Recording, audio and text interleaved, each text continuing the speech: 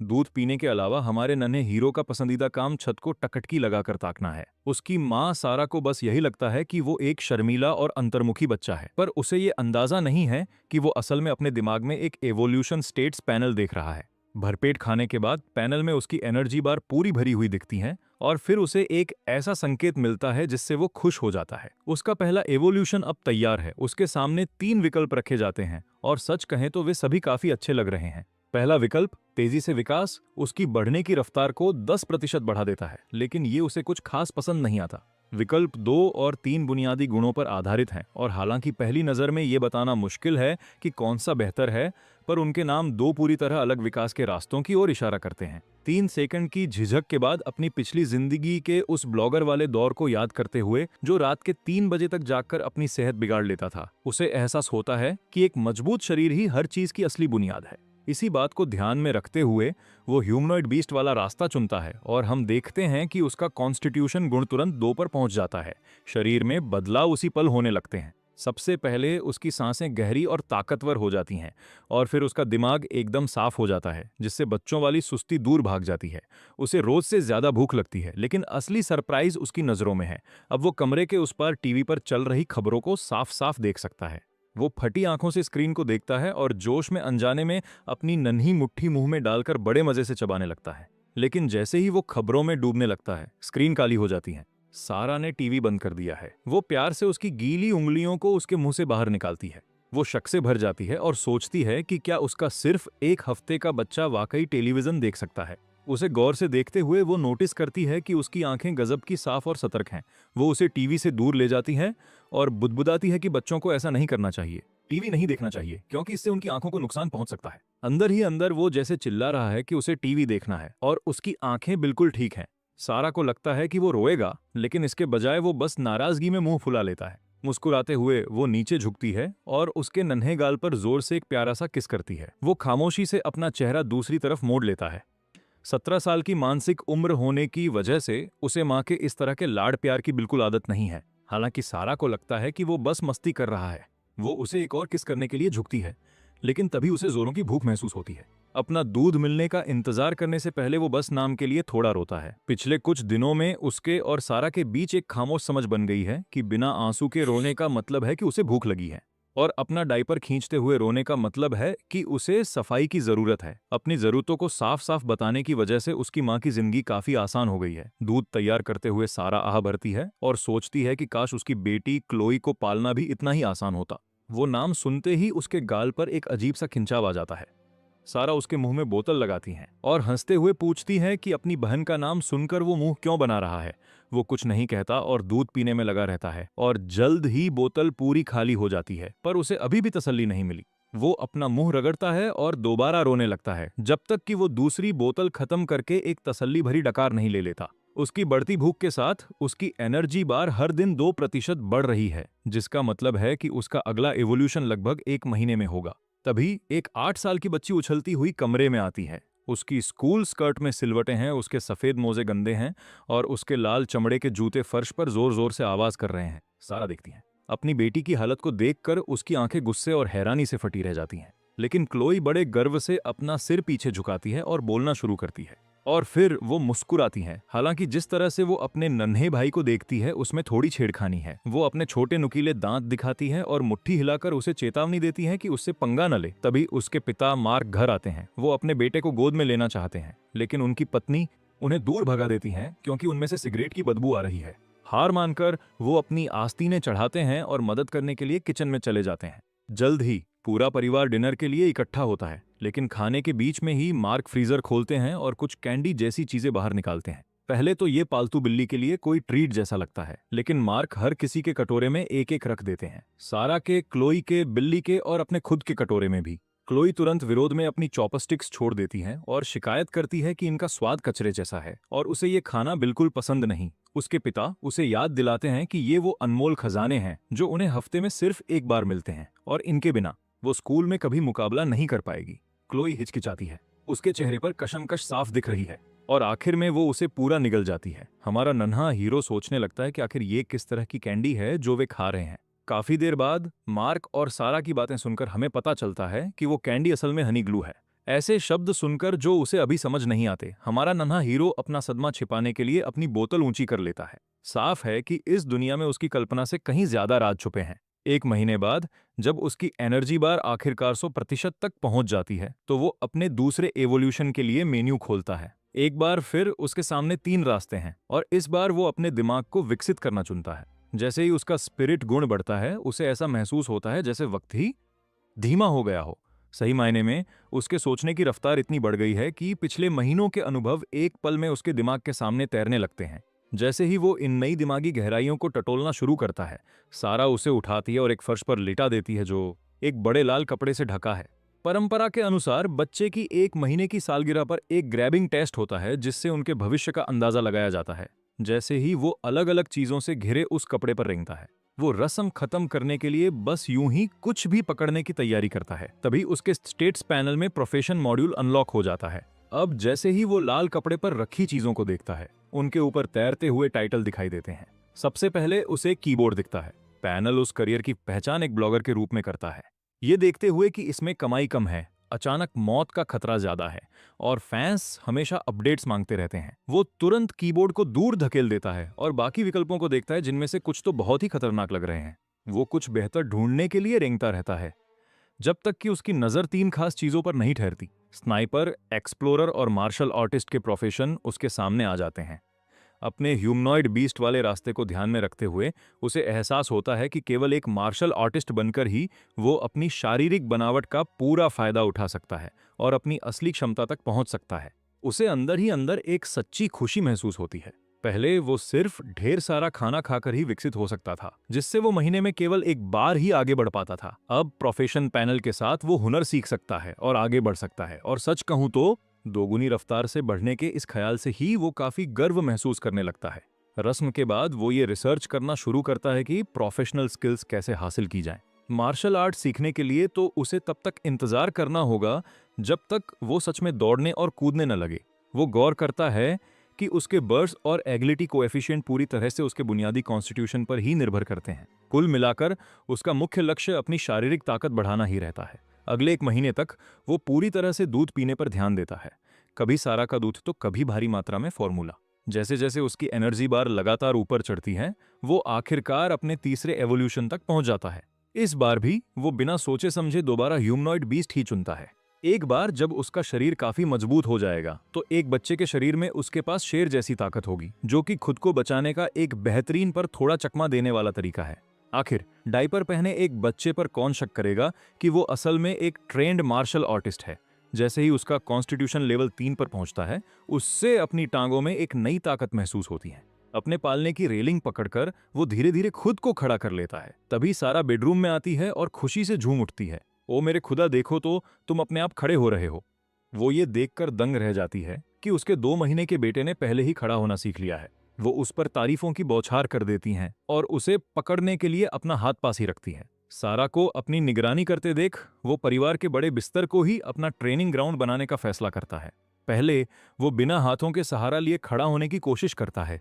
करीब दर्जन भर बार गिरने के बाद वो सीधा खड़ा होने में कामयाब हो जाता है। हालांकि वो थोड़ा डगमगा रहा है। स्थिर होने के बाद वो अपने पहले कदम बढ़ाने की कोशिश करता है, पर उसका संतुलन खराब है और कदम बढ़ाते ही वो गिर जाता है। लेकिन हर बार गिरने के बाद वो एक गजब की फुर्ती के साथ वापस उठ खड़ा होता है। सारा उसे गर्व भरी मुस्कान के साथ देखती हैं, इस बात से बेखबर कि यहाँ कितनी कड़ी ट्रेनिंग चल रही है।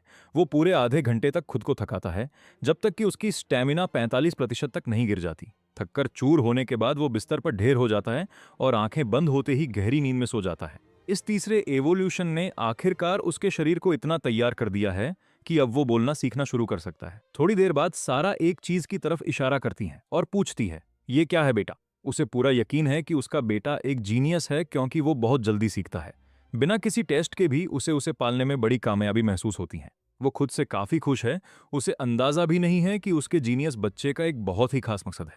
जब वो उसे स्टडी रूम में ले जाती हैं, तो वो और भी ज्यादा खुश हो जाता है। चूंकि उसकी हलचल अभी कम है, इसलिए प्रोफेशनल स्किल्स हासिल करने का एकमात्र तरीका खुद से पढ़ाई करना ही है। हालांकि सारा फोन, कंप्यूटर और टीवी पर कड़ी नजर रखती है, इसलिए उसके पास छानबीन के लिए सिर्फ किताबों वाली अलमारियां ही बचती हैं। वो फटी आंखों से अलमारियों को देखता है जब तक कि उसे वही नहीं मिल जाता जिसकी उसे तलाश थी। हाथ बढ़ाकर वो बेसिक्स ऑफ सांडा कॉम्बैट नाम की एक किताब की ओर इशारा करता है और धीरे से सावधानी के साथ एक प्यारी सी हंसी हंसता है। हमारा नन्हा हीरो खुशी से खिलखिला उठता है। हालांकि सारा को समझ नहीं आता कि उसके इतने छोटे बेटे को सांडा कॉम्बैट की किताब क्यों चाहिए, फिर भी वो मुस्कुराती है और वो किताब उसे दे देती है। वो उसे लेता है और तुरंत पलट कर खोल देता है। वो ध्यान से पढ़ता है, बुनियादी फुटवर्क और हमला करने के तरीकों को अच्छी तरह समझने की कोशिश करता है। चित्रों को देखते हुए उसे भरोसा होता है कि वो इनमें से ज्यादातर मूव्स की नकल कर सकता है, कम से कम अपने दिमाग में तो जरूर। आखिरकार उसका प्रोफेशन पैनल बदल जाता है। बेसिक बॉक्सिंग का अनुभव एक पॉइंट बढ़ते देख वो बेहद रोमांचित हो जाता है, क्योंकि इससे पक्का हो गया कि वो वाकई खुद से स्किल्स सीख सकता है। वो नए जोश के साथ हवा में मुक्के चलाने लगता है, जब तक कि उसकी स्टेमिना 35% तक नहीं पहुंच जाती। उसकी आंखों के सामने अंधेरा छा जाता है और वो तुरंत बिस्तर पर ही सो जाता है। जब रात के 10 बजे उसकी आंख खुलती है तो उसे बहुत जोर की भूख लगी होती है। जरूरत से ज्यादा ट्रेनिंग की वजह से वो 3 पूरी बोतलें गटक जाता है और फिर एक तसल्ली भरी डकार लेता है। पहले तो सारा को लगा था कि अच्छी बात है कि उसके बेटे को इतनी अच्छी भूख लगती है, लेकिन सिर्फ 2 दिनों में उसे दूध का पूरा डिब्बा खत्म करते देख उसे घर के बढ़ते खर्चों की चिंता होने लगती है। वो ज्यादा कमाई के लिए एक्स्ट्रा क्लास लेने वापस स्कूल जाने की बात करती है। हमारा हीरो नासमझ बनने का नाटक करता है, पर अंदर ही अंदर उसे फिक्र होने लगती है, क्योंकि जैसे जैसे वो विकसित होगा उसका खाना भी बढ़ेगा। अगर परिवार इसका खर्च नहीं उठा पाया तो क्या होगा। उसे एहसास होता है कि एक 3 महीने के बच्चे के लिए आर्थिक संकट सुलझाना अभी थोड़ा जल्दी होगा। वो अगले महीने तक इंतजार करने का फैसला करता है, जब वो अपनी माँ के साथ स्कूल जा पाएगा। शायद उसे वहां कोई हल मिल जाए। अभी के लिए उसे बस बड़े होने की जरूरत है। 4 तारीख की शाम को पूरा परिवार डिनर के लिए इकट्ठा होता है। उसके पिता मार्कस एक अच्छी खबर लाते हैं। स्कूल उनका ट्रांसफर ऑनर्स ट्रैक में कर रहा है। ऑनर्स टीचर बनने का मतलब है ज्यादा सैलरी और एक बहुत ही शानदार प्रोफेशनल भविष्य। मार्कस एक बियर खोलते हैं और जश्न में गिलास उठाते हैं। ये परिवार के लिए वाकई खुशी का पल है। तभी सारा अपना फैसला बताती है कि वो भी खर्चों में मदद करने के लिए जल्दी काम पर लौट रही है। सारा के हिसाब किताब देखने के बाद मार्कस हिचकिचाते हुए मान जाते हैं। फिर वो जिक्र करते हैं कि शायद वो जियोलॉजिकल ब्यूरो में भी अप्लाई करेंगे ताकि देख सकें कि क्या उनकी किस्मत चमकती है, और उन्हें एक ओल्ड वर्ल्ड पास मिल जाता है। ओल्ड वर्ल्ड पास ये दूसरी बार है जब हमारे हीरो ने ये नाम सुना है। अपनी बच्चों वाली सूझबूझ से उसे महसूस होता है कि वो जरूर कोई बहुत खतरनाक जगह होगी।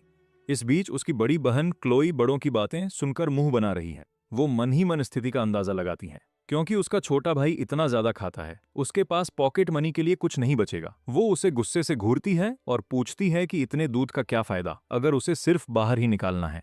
वो नासमझ बनने का नाटक करता है और उसे बस एक बेवकूफी भरी हंसी दे देता है। सारा क्लोई की बात सुनकर आंखें मटकाती है और कहती है कि कम से कम वो तो ये बात न करे, क्योंकि वो खुद सिर्फ मीट खाती है और सब्जियों को हाथ तक नहीं लगाती। क्लोई बहस करती है कि उसे ताकत के लिए मीट की जरूरत है, वरना वो अपने क्लासमेट्स के साथ मुकाबला कैसे कर पाएगी। इस नोकझोंक से मेज पर माहौल काफी हल्का हो जाता है। एक हफ्ते बाद सांडा बेसिक्स की प्रैक्टिस करने के बाद हमारे हीरो को आखिरकार मुकाबला करने के लिए एक पार्टनर मिल जाता है। उसका मुकाबला घर की बिल्ली कुकी के साथ है। जब से उसने अपनी ट्रेनिंग शुरू की है, कुकी किनारे से उसे गौर से देख रही है। अजीब बात है कि जब से उसके दूसरे एवोल्यूशन ने उसका माइंड गुण बढ़ाया है, उसे समझ आने लगा है कि पालतू जानवर क्या कह रहे हैं। कुकी कुछ बार म्याऊं करती हैं और वो उसे पूरी तरह समझ जाता है।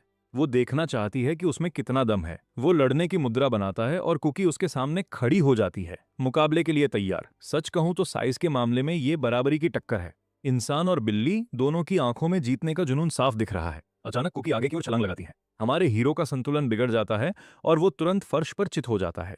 ये एक बड़ी और थोड़ी शर्मनाक हार थी। कुकी उसकी छाती पर खड़ी हो जाती है और अपनी आंखें मिलाते हुए अपना पंजा नीचे दबाती है। वो एक शक भरी म्याऊं करती है, जैसे पूछ रही हो कि क्या ये मार्शल आर्ट सच में किसी काम की भी है। उसने कभी नहीं सोचा था कि एक मार्शल आर्टिस्ट के तौर पर उसका पहला मुकाबला नॉकआउट के साथ खत्म होगा। आने वाले दिनों में वो खुद को अपनी ट्रेनिंग के लिए और भी ज्यादा समर्पित कर देता है। उसके चौथे एवोल्यूशन ने उसके कॉन्स्टिट्यूशन को और बढ़ा दिया है। अब वो एक बेहतरीन हुक मार सकता है और फुर्ती के साथ कॉम्बो मूव्स भी कर सकता है। वो एक बार फिर अपना स्किल पैनल चेक करता है।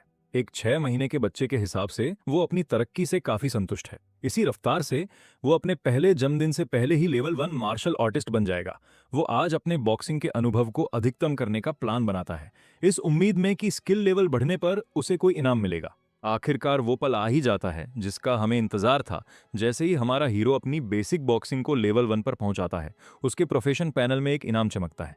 उसे 3 फ्री एट्रीब्यूट पॉइंट्स मिलते हैं और वो बिना दोबारा सोचे उन सबको कॉन्स्टिट्यूशन में डाल देता है।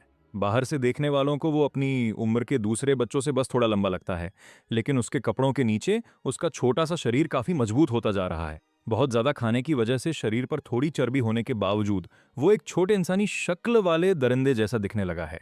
अब वो दो अलग अलग विकास रास्तों की प्रगति पर नजर रख सकता है। 11.5 कॉन्स्टिट्यूशन के साथ उसे एहसास होता है कि 30 पॉइंट्स तक पहुंचते ही आधिकारिक तौर पर इन्फेंट ह्यूमन बीस्ट का स्टेटस खुल जाएगा। अपना रोज का वर्कआउट खत्म करने के बाद वो चुपचाप रेंगते हुए स्टडी रूम के दरवाजे तक जाता है ताकि सारा का ऑनलाइन लेक्चर सुन सके। वो अभी पीच ब्लॉसम स्प्रिंग नाम की एक पुरानी कहानी पढ़ा रही है जो एक छुपी हुई जन्नत के बारे में है। तभी कमरे में हवा का एक हल्का सा झोंका आता है। सारा मुख्य टेक्स्ट खत्म करके इसके ऐतिहासिक बैकग्राउंड और रहस्य को समझाना शुरू करती है। हमारा हीरो दरवाजे के पास खड़े होकर उसे ध्यान से सुन रहा है। वो सोचता है कि क्या ये हेवनली वॉइड भी वही चीज है और वो पुराने दिन असल में क्या है। डिनर के बाद मार्कस थोड़ा साफ जवाब देता है। हेवनली वॉइड एक ऐसी जगह है जहां स्पेस और टाइम पूरी तरह से अस्त व्यस्त हैं। वहां एक कदम आपको दूसरी दुनिया में पहुंचा सकता है या कुछ सेकंड खड़े रहने का मतलब हो सकता है कि बाहर एक सदी बीत गई। पुराने दिन इसी वॉइड के अंदर वक्त के कुछ पलों की सटीक कॉपियां हैं। सोचिए कि आप एक दिन घर पर रुकते हैं और वॉइड उस दिन की अनगिनत कॉपियां बना देता है। उन कॉपियों में सब कुछ असली है जिससे बाहरी लोग संसाधनों के लिए वहां जा सकते हैं। ये किसी वीडियो गेम के डंजन में जाकर लूट जमा करने जैसा है। समझाने के बाद मार्कस अपने बेटे के सोच में डूबे चेहरे को देखता है और पूछता है कि क्या उसे समझ आया। और सच कहें तो क्या घर पर देख रहे दर्शक भी इसे समझ पा रहे हैं। हमारा हीरो सिर हिलाता है, पर फिर एक डरावने विचार से वो सहम जाता है। वो पूछता है कि क्या उनकी अपनी दुनिया भी बस एक और कॉपी है। सवाल की गहराई देख मार्कस दंग रह जाता है। उसे उम्मीद नहीं थी कि उसका छोटा सा बेटा हकीकत के अस्तित्व पर ही सवाल उठा देगा। मार्कस मुस्कुराते हुए समझाता है कि कॉपी किए गए जीव अपने पुराने दिनों से बाहर निकलते ही खत्म हो जाते हैं, जबकि वे आजादी से घूम सकते हैं।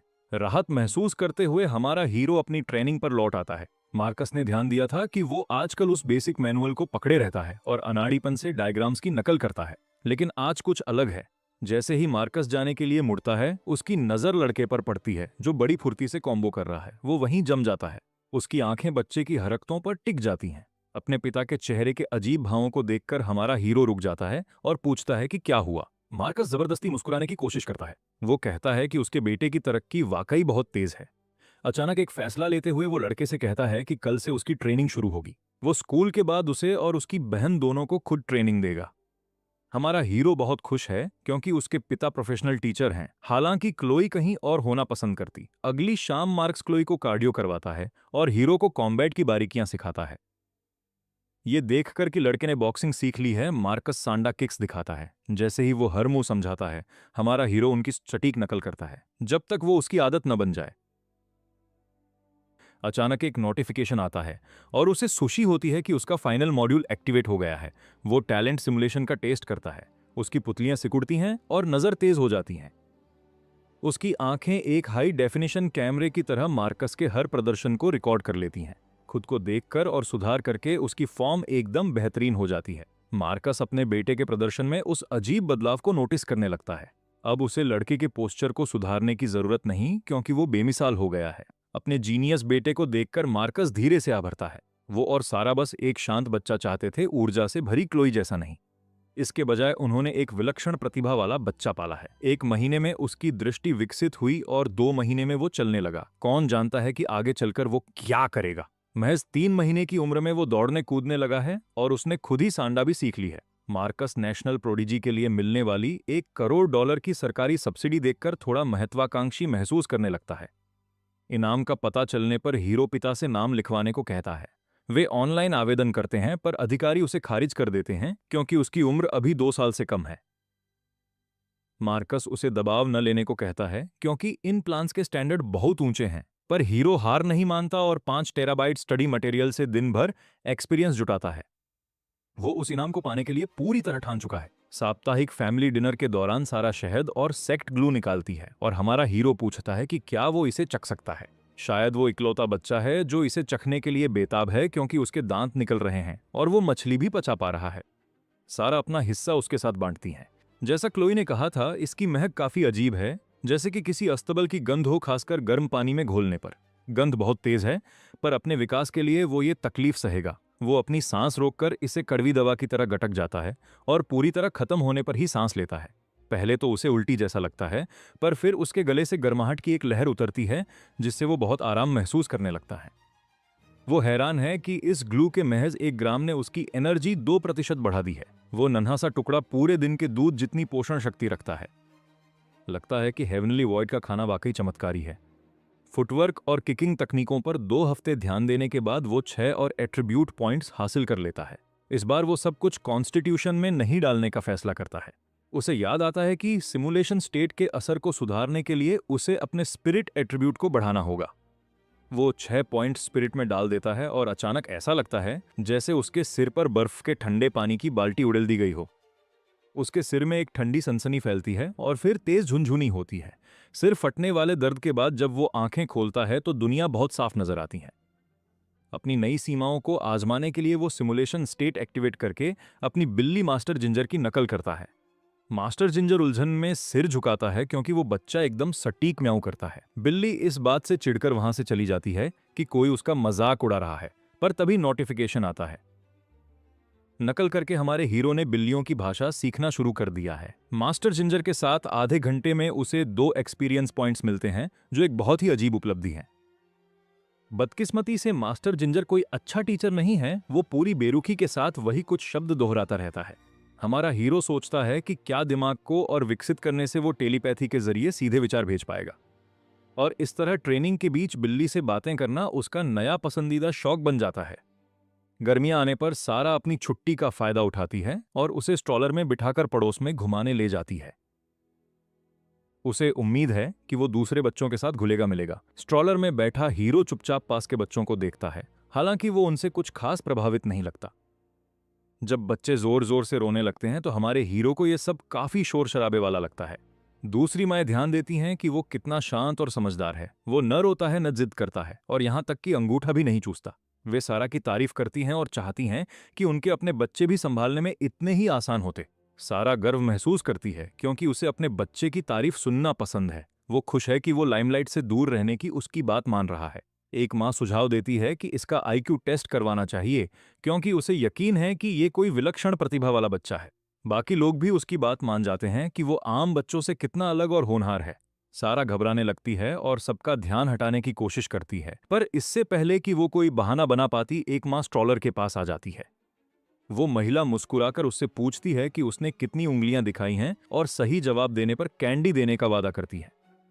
हर कोई उसके जवाब का इंतजार करता है क्योंकि 6 महीने का बच्चा जो बड़ों की बात समझ सके वो एक सच्चा जीनियस होगा। जाहिर है वो उनकी जिज्ञासा को नजरअंदाज कर देता है और पास बैठी एक आवारा बिल्ली की ओर म्याऊं करता है। इससे माएं अवाक रह जाती हैं, पर सारा राहत की सांस लेती है कि वो एक सामान्य बच्चे की तरह बर्ताव कर रहा है। आवारा बिल्ली उलझन में पीछे मुड़कर देखती है, पर कुछ खास न पाकर वहां से चुपचाप चली जाती है। वो अपनी स्किल बढ़ाने के लिए बाद में उनसे बात करने का प्लान बनाता है क्योंकि उसने अपने स्पिरिट एट्रीब्यूट में 6 पॉइंट्स जोड़े हैं। अब वो महज वीडियो ट्यूटोरियल देखकर खुद को एडवांस सांडा तकनीकें सिखाने के काबिल हो गया है। वो अपने प्रोफेशन को लेवल अप करने के करीब है और इनाम देखने के लिए बेताब है। अगले कुछ दिनों तक वो कड़े शेड्यूल के साथ ट्रेनिंग जारी रखता है। 2 हफ्ते बाद पूरे उत्साह के साथ वो अपना प्रोफेशन पैनल खोलता है और आगे बढ़ने के विकल्प को चुनता है। उसे उम्मीद नहीं थी कि इनाम इतने शानदार होंगे, खासकर नई वीकनेस स्ट्राइक स्पेशलाइजेशन जो उसे मिली है। वो अपनी नई ताकत आजमाने के लिए बेताब है। उसे लग रहा है कि वो अब मास्टर जिंजर का मुकाबला कर सकता है। वो अपने 10 एट्रीब्यूट पॉइंट्स अलॉट करता है और अपने भीतर ताकत का सैलाब महसूस करता है क्योंकि उसके नन्हे हाथ मोटे हो जाते हैं। अब उसकी छोटी मांसपेशियों में ताकत साफ झलकती है और उसका दिमाग बेहद तेज और साफ महसूस होता है। महीनों की पढ़ाई के नतीजे उसके दिमाग में कौंध जाते हैं और उसे लगता है कि मास्टर जिंजर के साथ दोबारा मुकाबला करने का वक्त आ गया है। हालांकि बिल्ली बस एक लंबी जम्हाई लेती हैं और उसे बेरुखी से देखती है, जिससे हमारा हीरो अजीब तरह से मुस्कुराता रह जाता है। बिल्ली की मुस्कान किसी ठंडी चुनौती जैसी लगती है और हमारे हीरो को अंदाजा हो जाता है कि चीजें अब और भी मुश्किल होने वाली हैं। एक पल बाद वो तेजी से झपटती है। उसे लगा लड़ाई जल्दी खत्म होगी, पर हमारा हीरो अब वो बेबस बच्चा नहीं रहा। पीछे धकेले जाने के बाद वो एक बेहतरीन रोल करता है और वापस अपने पैरों पर खड़ा होकर कुछ दूरी बना लेता है। ये देखकर बिल्ली की आंखों में सच्ची हैरानी की एक झलक दिखाई देती है। हमारा हीरो प्रोफेशनल सांडा पोज में आ जाता है और बिल्ली से कहता है कि उन्हें ये लड़ाई जारी रखनी चाहिए। मास्टर जिंजर फिर से तेजी से आगे बढ़ता है और ताबड़तोड़ हमले शुरू कर देता है। बिल्ली अपने पंजों को अंदर रखकर बॉक्सिंग ग्लव्स की तरह मुलायम प्रहार करती है। हमारा हीरो सीधे हमलों का जवाब देने की कोशिश नहीं करता। इसके बजाय वो चारों ओर घूमने के लिए अपने फुटवर्क का इस्तेमाल करता है और जवाबी हमले के मौके की तलाश करता है। ऊपर से लगता है कि बिल्ली का पलड़ा भारी है, पर जैसे ही वो लड़ाई खत्म करने को हवा में उछलती है, हीरो वीकनेस स्ट्राइक एक्टिवेट कर देता है। वो सीधे बिल्ली के पेट की ओर एक बिजली जैसी तेज हाई किक मारता है। मास्टर जिंजर हवा में ही शरीर को मोड़कर हमले से बचते हुए सोफे पर जा गिरता है। वो सदमे में है कि एक बच्चे ने उसे पीछे धकेल दिया। थका हुआ हमारा हीरो सोफे पर बैठ जाता है और जोर जोर से हाँफने लगता है। मुकाबला महज कुछ मिनट चला, पर इसने उसे पूरी तरह थका दिया। फिर भी उस लड़ाई का अनुभव एक घंटे की कड़ी ट्रेनिंग से कहीं ज्यादा कीमती था। वो मास्टर जिंजर को एक नए सम्मान के साथ देखता है। वो बिल्ली से भविष्य में फिर से मुकाबले के लिए पूछता है और मास्टर जिंजर उसकी काबिलियत को पहचानते हुए अपनी सहमति दे देता है। हमारा हीरो बिल्ली के पास जाता है और आभार जताने के लिए अपना सिर झुकाता है। वक्त गुजरता है और जब वो 9 महीने का होता है तो उसकी लंबाई 87 सेंटीमीटर तक बढ़ चुकी होती है। वो 2 साल के बच्चे जैसा दिखता है और शारीरिक क्षमता के मामले में वो एक स्वस्थ किशोर के स्तर तक पहुंच चुका है। इस दुनिया में माता पिता विकास के लिए जुनूनी हैं और सप्लीमेंट्स की बदौलत कई बच्चे बहुत तेजी से बढ़ते हैं, जिससे उसे दूसरों के बीच घुलने मिलने में मदद मिलती है। दोनों बच्चे बेडरूम का दरवाजा बंद कर देते हैं और क्लोई शरारती अंदाज में मुस्कुराती है। वो उसे याद दिलाती है कि चोट लगने पर उसे रोने या मां को बताने की इजाजत नहीं है। वो अपना वादा निभाने का वचन देता है और तुरंत अपना बायां पैर आगे बढ़ाते हुए हमला करता है। पहले तो क्लोई उसे गंभीरता से नहीं लेती, पर वो फुर्ती से उसके वार से बचकर उसका पैर मजबूती से पकड़ लेता है। वो नीचे झुककर अपना सिर उसके पेट में दे मारता है। क्लोई अपना संतुलन खोकर बिस्तर पर गिर पड़ती है और फटी हुई आंखों से उसे देखने लगती है। गिरने से उसे चोट तो नहीं लगी, पर उसे जो सदमा लगा वो बहुत गहरा था। ये बिल्कुल नामुमकिन था। उसके भाई को पैदा हुए अभी 1 साल भी नहीं हुआ था और वो इस अनहोनी के लिए कोई तर्क ढूंढने की कोशिश करती है। जल्द ही उसे एहसास होता है कि किसी ने भी उसे पैदा होते नहीं देखा था। उसके लिए बस एक ही तर्कपूर्ण नतीजा बचता है। वो चिल्लाती हुई भागती है कि सारा को ठगा गया है और ये बच्चा उसका सगा भाई नहीं है। वो लिविंग रूम में मां को ढूंढते हुए ये खबर सुनाती है। वो सारा को चेतावनी देती है कि वो धरती तबाह करने आया एक एलियन है। हीरो बस एक मुस्कान के साथ वहां बैठा तमाशा शुरू होने का इंतजार करता है। 5 मिनट बाद सारा अपना सबक खत्म करके एक बहुत ही अलग इरादे के साथ बाहर आती है। सबसे पहले वो क्लोई को कान से पकड़कर डांटती है और धमकी देती है कि क्लास में खलल डाला तो डिनर से मीट काट देगी। क्लोई गुस्से में अपना कान मलती है। उसे यकीन है कि उसकी मां किसी फिल्म के साइड कैरेक्टर की तरह मारी जाएगी, क्योंकि उसने हीरो पर यकीन नहीं किया। जब सारा रयान को ये कहानी बताती है तो इससे भाई बहनों के बीच एक और मुकाबला शुरू हो जाता है। इस बार क्लोई अपनी पूरी जान लगा देती हैं ताकि इस एलियन को उसका असली और भयानक रूप दिखाने पर मजबूर कर सके। हमारा हीरो शांत रहकर उसके वारों को रोकता है और उसकी हरकतों में कमजोरी की तलाश करता है। ये कड़ा मुकाबला उसका एक्सपीरियंस बहुत तेज रफ्तार से बढ़ा रहा है। काफी स्टडी मटेरियल समझने के बाद वो अब एक मजे हुए खिलाड़ी जैसा दिखता है। वो अच्छी तरह समझता है कि असली लड़ाई में कैसे बचना और जवाब देना है। दूसरी ओर क्लोई सांडा सीखने के बावजूद प्रैक्टिस में हमेशा आलसी रही है। नतीजा ये होता है कि वो एक बार फिर से पटक दी जाती है।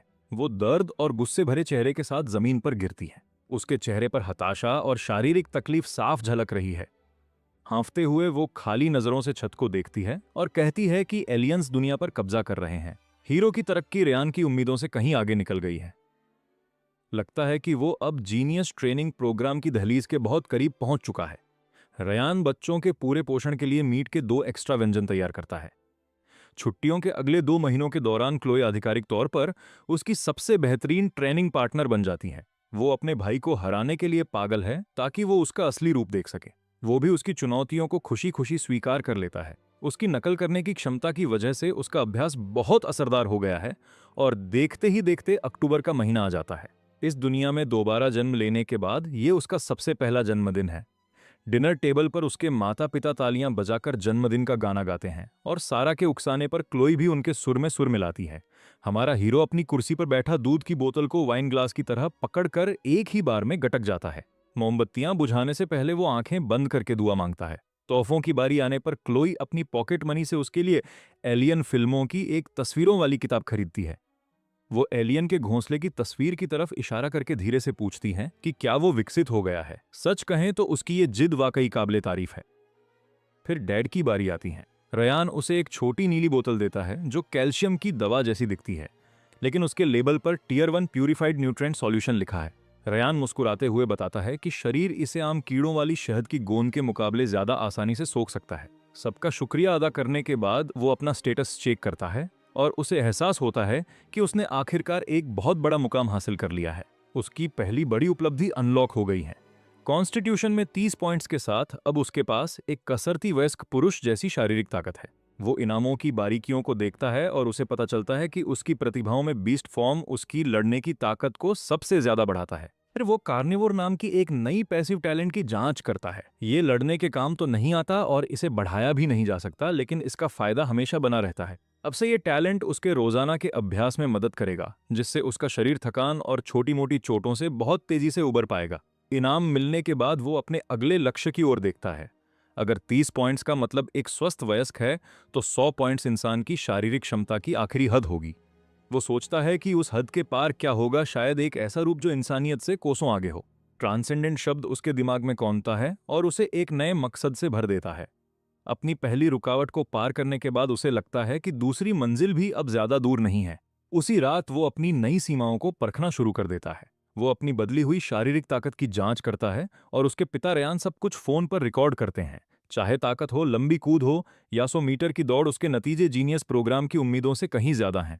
यकीन करना मुश्किल है, पर महज 1 साल की उम्र में उसने इस प्रोग्राम की हर शर्त को पूरा कर लिया है। रयान बिना वक्त गंवाए आवेदन भेज देते हैं और सारा को बुलाकर ये खुशखबरी सुनाते हैं। पूरा परिवार जवाब का इंतजार कर रहा है और उन्हें लगता है कि दफ्तर आज के लिए बंद हो चुका होगा। तभी अचानक दरवाजे पर दस्तक होती है। ये रजिस्ट्रेशन ऑफिस का एक कर्मचारी है। उसी पल ईमेल पर एक सूचना आती है जो पुष्टि करती है कि एक अधिकारी पहुंच चुका है।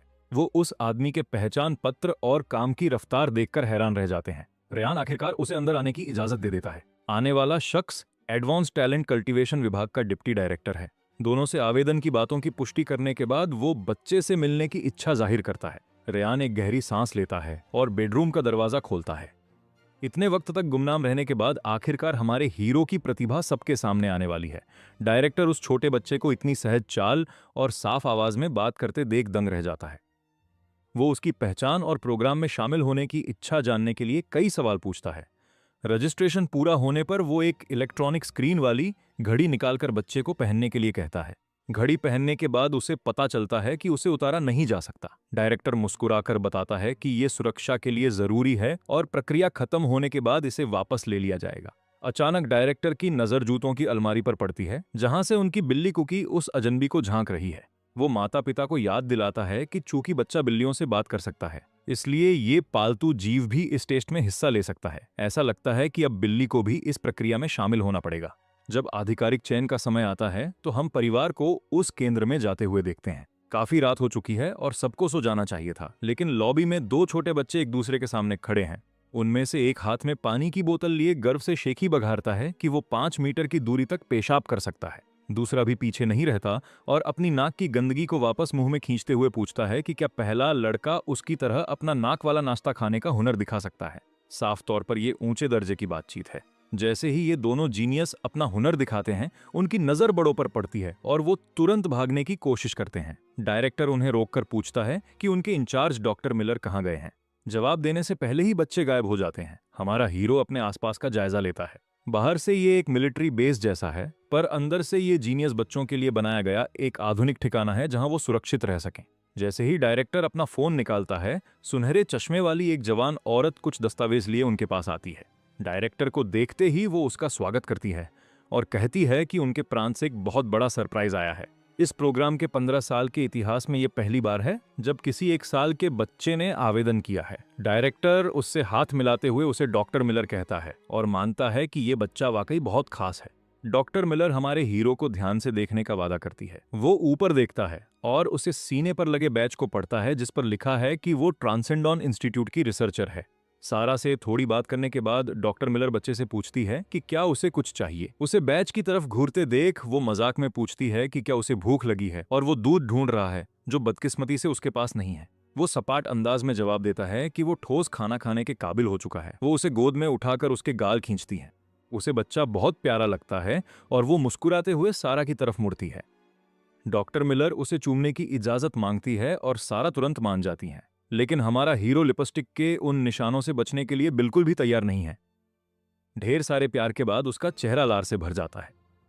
डॉक्टर मिलर परिवार को उनके कमरे तक ले जाती है। ये एक पूरी तरह सुसज्जित अपार्टमेंट है जो घर जैसा लगता है, जहां वो उन्हें सुबह तक आराम करने के लिए छोड़ देती है। सामान रखने के बाद अचानक दरवाजे पर दस्तक होती है और वहां करीब 30 बच्चों की भीड़ खड़ी है। वो सब उस एक साल के मशहूर अजूबे की झलक देखने आए हैं जिसके बारे में उन्होंने सुना था। रयान मुस्कुराते हुए एक तरफ हट जाता है और अपने बेटे को उसके नए प्रतिद्वंद्वियों से मिलने के लिए कहता है। हमारा हीरो भीड़ को देखता है और सोचता है कि आखिर ये बच्चे इतनी रात को अब तक सोए क्यों नहीं। पता चलता है कि वही पहले वाले 2 लड़कों ने, यानी दूर तक पेशाब करने वाले और नाक साफ करने वाले ने सबको जगा दिया है। उसे इतना छोटा देखकर पूरा ग्रुप उस पर निजी सवालों की बौछार कर देता है। वो पूछते हैं कि क्या वो डायपर पहनता है और क्या वो मम्मी के लिए रोएगा अगर उन्होंने उसे मारा। उस आखिरी सवाल पर हमारा हीरो एक रहस्यमयी मुस्कान देता है। उन्हें जल्द ही जवाब मिल जाएगा। अगली सुबह मेडिकल जांच का सिलसिला शुरू होता है जिसमें खून के टेस्ट से लेकर बालों के नमूने तक लिए जाते हैं। इसके बाद डॉक्टर मिलर के कहे अनुसार वो अपनी घड़ी चालू करता है जिस पर उसके संभावित स्कोर की सूचना आती है। डॉक्टर मिलर समझाती है कि ये स्कोर ही चयन का मुख्य आधार है जो उसके हर एक काम पर नजर रखेगा। वो सिर हिलाकर अपनी सहमति देता है और अब वो आधिकारिक तौर पर इस प्रोग्राम का हिस्सा है। बेस पर अभी 126 उम्मीदवार हैं। जैसे ही वो अस्पताल से बाहर निकलता है उसकी घड़ी बजती है। उसे अपना पहला पॉइंट मिल गया है, हालांकि स्कोर देने का तरीका अब भी एक राज है। डॉक्टर मिलर उसे ज्यादा न सोचने और सामान्य रूप से रहने की सलाह देती है। वो मान जाता है और सोचता है कि उसका खाना सोना और परेशानियों को झेलना ही काफी होगा। वो अपनी रोजाना की जिंदगी को खुद बोलने देता है, पर घड़ी फिर से नए शेड्यूल के साथ बजती है। उसे शारीरिक टेस्ट की उम्मीद थी, पर उसकी पहली चुनौती एक क्लासरूम लेक्चर है। विषय है मानसिक कल्टीवेशन, जिसे वो काफी दिलचस्प पाता है। एक छोटे से क्लासरूम में सफेद बालों वाला इंस्ट्रक्टर 4 छात्रों को मानसिक प्रशिक्षण की बुनियादी बातें समझाना शुरू करता है। उसके तीनों सहपाठी वही लड़के हैं जो रात को आए थे और वो पूरे समय उसे चिढ़ाते रहते हैं। उन्हें शक है कि इतना छोटा बच्चा टीचर की बातें समझ भी पाएगा।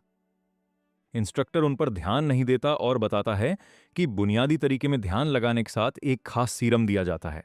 इससे मन शरीर से आजाद होकर उच्च आयामों में सफर कर सकता है। समझाने के बाद टीचर उन्हें सीरम की बोतलें देता है। हमारा हीरो उसका नाम नोट करता है और उसे स्वाद में मीठा पाता है। अचानक उसे हल्कापन महसूस होता है, जैसे वो कहीं दूर जा रहा हो। टीचर के बताए अनुसार उसकी चेतना धुंधली हो जाती है और वो एक विशाल गहरे अंधेरे में पहुंच जाता है।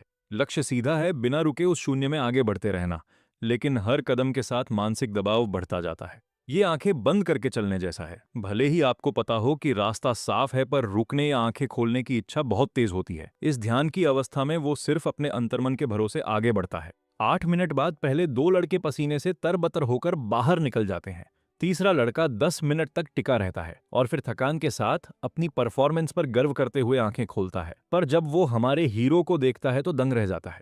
तीनों लड़के ये देखकर हैरान हैं कि वो नन्हा बच्चा अब भी गहरे ध्यान में है। उसकी मानसिक शक्ति उनसे कहीं ज्यादा है। वो क्लास से बाहर भागते हैं और सबको चिल्लाकर बुलाने लगते हैं ताकि सब उस अजूबे को देख सकें। बच्चों की भीड़ खिड़की पर जमा होकर फुसफुसाती है कि कहीं वो सो तो नहीं गया। सीरम के असर को देखते हुए ऐसा होना नामुमकिन है, पर क्लास के अंदर हमारा हीरो तो बस अभी शुरू हुआ है। वो धीरे से अपनी आंखें खोलता है और घड़ी देखता है। उसे हैरानी होती है कि सिर्फ 14 मिनट बीते हैं, जबकि उसे लगा कि 3 दिन हो गए। एक सुकून भरी सांस लेकर वो अपनी स्टेट्स विंडो खोलता है। बदले हुए आंकड़े देखकर उसके चेहरे पर मुस्कान आ जाती है, क्योंकि ये पहली बार है जब उसकी मानसिक क्षमता अभ्यास से बढ़ी है। उसे लगता है कि वो सही जगह आया है। अगली पढ़ाई के बारे में सोचकर वो वाकई उत्साहित है। अब तक उसकी मानसिक बढ़त सिर्फ सिस्टम के इनामों पर निर्भर थी, इसलिए असली कल्टीवेशन तकनीकों के बारे में जानना उसके लिए सुखद है। वो दोबारा ध्यान लगाने के लिए तैयार है, पर इंस्ट्रक्टर उसे रोक देता है। क्लास के बाद अपनी घड़ी चेक करने पर वो देखता है कि उसे एक पॉइंट मिला है जो उसे बहुत आसान लगता है। उसे नहीं पता कि उसे तो पॉइंट मिला, पर उसके सहपाठियों यानी उस डायपर वाले लड़के और दूसरे को कुछ भी नहीं मिला। दूसरा सबक ध्यान लगाने के उन्नत स्तर पर है। इंस्ट्रक्टर समझाता है कि एक शक्तिशाली मन आखिरकार उच्च आयामों के नियमों को छू सकता है। इसे समझाने के लिए वो कागज पर 2 बिंदु बनाता है। आमतौर पर एक सीधी रेखा ही सबसे छोटी दूरी होती है, पर फिर वो कागज को मोड़ देता है। एक आम इंसान को पूरी दूरी तय करनी पड़ती है, पर एक दिव्य प्राणी उच्च नियमों का इस्तेमाल करके उन दोनों बिंदुओं को एक दूसरे के ऊपर ले आता है। यही स्पेस जंपिंग का असली सार है। सुबह की क्लास खत्म होने तक हमारे हीरो का सिर घूमने लगता है। महज 2 क्लासों ने उसकी दुनिया देखने का नजरिया बदल दिया है। ये दुनिया वाकई अद्भुत है। दोपहर के खाने में सबको चेहरे की पहचान के जरिए मुफ्त खाना मिलता है और मांस लेने के बाद वो काउंटर की तरफ बढ़ता है। वो कैंटीन वाली महिला से 2 सर्विंग हनी बग जेली मांगता है, जिसे सुनकर डायपर वाले लड़के की आंखें फटी रह जाती हैं। वो पूछता है कि क्या उसे स्वाद नहीं आता, क्योंकि वो जेली सड़ी हुई गीली मिट्टी जैसी लगती है। हमारा हीरो उसे अनसुना कर देता है और जेली को पानी में मिला देता है। तभी हवा में एक तेज गंध फैलने लगती है, जिससे आसपास के लोगों का ध्यान उसकी ओर खिंच जाता है। दूसरे बच्चों को यकीन नहीं होता कि 1 साल का बच्चा इसे कैसे खा सकता है, इसलिए वो खुद इसे चखने का फैसला करते हैं। जाहिर है, एक घूंट पीते ही उन सबकी हालत खराब हो जाती है। खाने के बाद वो कमरे में जाकर लीडर बोर्ड चेक करता है। 98 प्रतियोगियों में से 5 पॉइंट्स के साथ वो 45वें नंबर पर है। सबसे आगे वन पंच मैन नाम का एक लड़का है, जिसके 11.7 पॉइंट्स हैं। दोपहर में एक बस बच्चों को ट्रेनिंग हॉल ले जाती है। उस विशाल जगह और माहौल को देखकर उसका खून उत्साह से उबलने लगता है, खासकर इसलिए क्योंकि अभ्यास की मेहनत पूरी तरह उसके हाथ में है। वो बड़े बच्चों की बातों को अनसुना कर सीधा कॉम्बैट जोन की तरफ बढ़ता है। वो इंस्ट्रक्टर पर पूरा ध्यान देता है और नकल करने की अपनी क्षमता को सक्रिय करके तकनीकी मूव्स को सीखने लगता है। इंस्ट्रक्टर मार्कस अपना प्रदर्शन जल्दी खत्म करना चाहता था, पर वो अचानक बीच में ही रुक जाता है। वो उस छोटे बच्चे को हैरानी से देखता है। उस बच्चे के हमले और बचाव के तरीके बिल्कुल सही समय पर और सधे हुए हैं। लेक्चर खत्म करने के बाद मार्कस उसके पास दौड़ कर आता है और पूछता है कि वो कब से अभ्यास कर रहा है। जब उसे पता चलता है कि बच्चा महज 1 साल का है तो उसे कानों पर यकीन नहीं होता। दूसरा लड़का चिल्लाकर कहता है कि क्या दुनिया पागल हो गई है। हमारा हीरो बस एक शर्मीली मुस्कान देता है और मजाक में कहता है कि पैदा होने के बाद उसके पास करने को ज्यादा कुछ नहीं था, इसलिए उसने ये शौक पाल लिया, ये जानकर कि उसने ये सब खुद सीखा है। मार्कस उसे अपना बिजनेस कार्ड देता है और वादा करता है कि चयन का नतीजा चाहे जो भी हो, अगर वो कभी पेशेवर फाइटर बनना चाहे तो उसे फोन करे। 20 मिनट बाद ब्रेक के दौरान हमारा हीरो शौचालय जाता है, जहां उसे एक कड़वी सच्चाई का सामना करना पड़ता है। पेशाब करने की जगह उसकी पहुंच से बहुत ऊंची है। वहीं बाहर वो डायपर वाला लड़का अपने दोस्तों को अपनी निशाना लगाने की ताकत दिखा रहा है। बिना किसी जवाब के वो लड़का दूरी से सही निशाना लगाकर दिखाता है और गर्व से कहता है कि ये उसका जन्मजात हुनर है। सच कहें तो ये गर्व करने वाली बहुत अजीब चीज है। चूंकि यहाँ बच्चे बहुत छोटे हैं, इसलिए उन्हें जल्दी ब्रेक चाहिए होता है, पर हमारा हीरो पेशेवर मार्गदर्शन के हर पल का फायदा उठाता है। मार्कस बहुत धैर्य के साथ उसकी हर एक गलती को सुधारता है। वो इस मौके का इस्तेमाल अपनी बुनियादी तकनीकों को सुधारने में करता है। जब सेशन खत्म होता है तो वो अपना पैनल चेक करता है और अपने कौशल को इतनी तेजी से बढ़ते देख संतुष्ट होता है। इसी बीच बाकी कॉम्बैट क्लासेस भी खत्म हो रही हैं। सब हॉल के बीच में मुकाबले के लिए इकट्ठा होते हैं, जहां कोच सुरक्षा के लिए तैनात हैं। नियम बताए जाने के बाद अलग अलग स्टाइल के बीच मुकाबला शुरू होता है और हम मार्शल आर्ट्स का जबरदस्त प्रदर्शन देखते हैं। इन अलग अलग तरीकों को देखना उसके लिए जानकारी का खजाना है। वो अपनी नकल करने की क्षमता से नए दांव पेंच तुरंत सीख लेता है। जैसे जैसे बॉक्सर और लड़ाके बाहर होते हैं, उसका पैनल लगातार अपडेट होता रहता है। अब डायपर वाले लड़के की बारी है। वो एक बॉक्सिंग पोज बनाकर एक पहलवान को चुनौती देता है। पहलवान मुस्कुराकर आगे बढ़ता है, पर लड़का फुर्ती से उसे उठाकर फेंक देता है।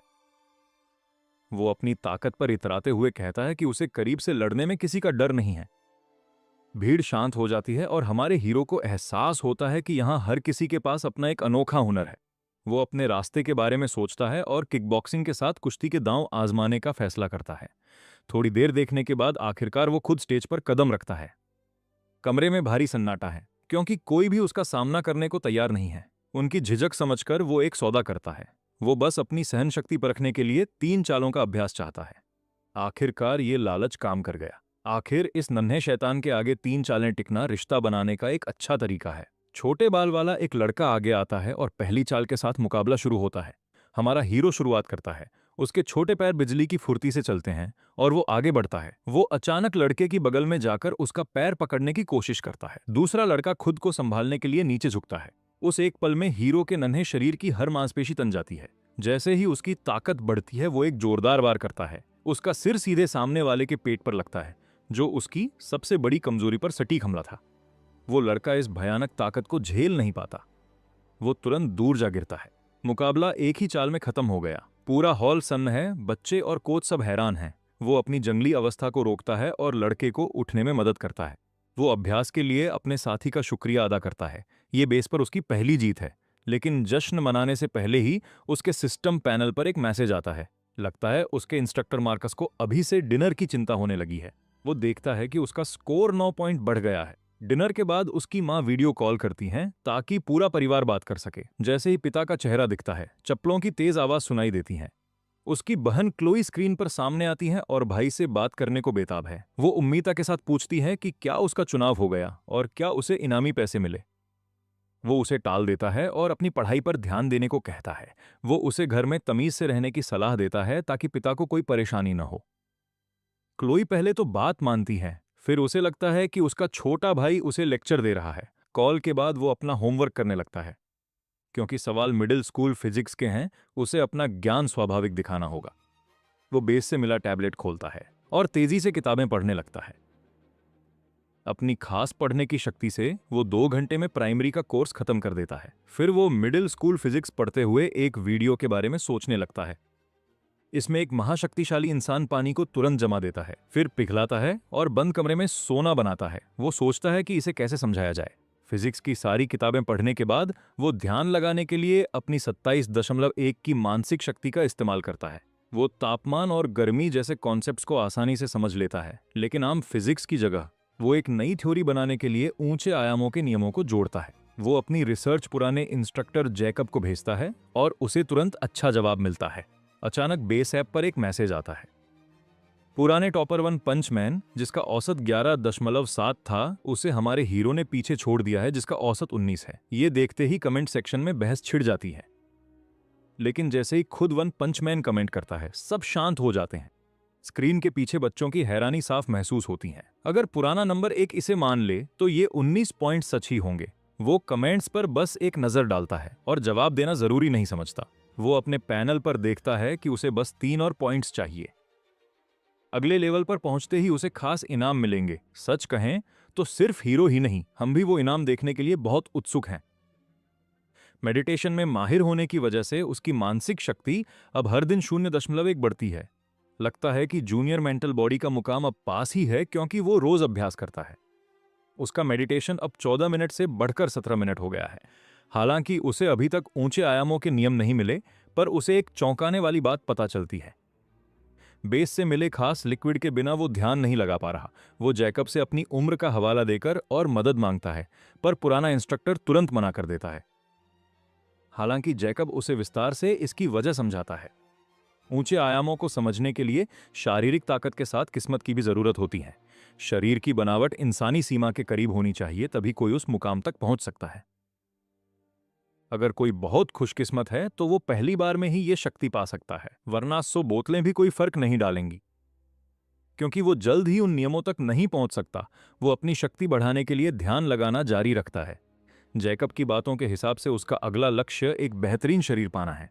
डिनर के बाद वो हमेशा की तरह ट्रेनिंग हॉल जाता है। वहां उसे एक लड़का दिखता है जिसका सिर अंडे की तरह चमक रहा है। पूछने पर पता चलता है कि ये मशहूर 1 पंचमैन है। वो लड़का, जिसे हम साइतामा कहेंगे, 100 किलो का वजन उठा रहा है। साइतामा सिर्फ 6 या 7 साल का है, फिर भी उसकी मांसपेशियों की बनावट बहुत हैरान करने वाली है।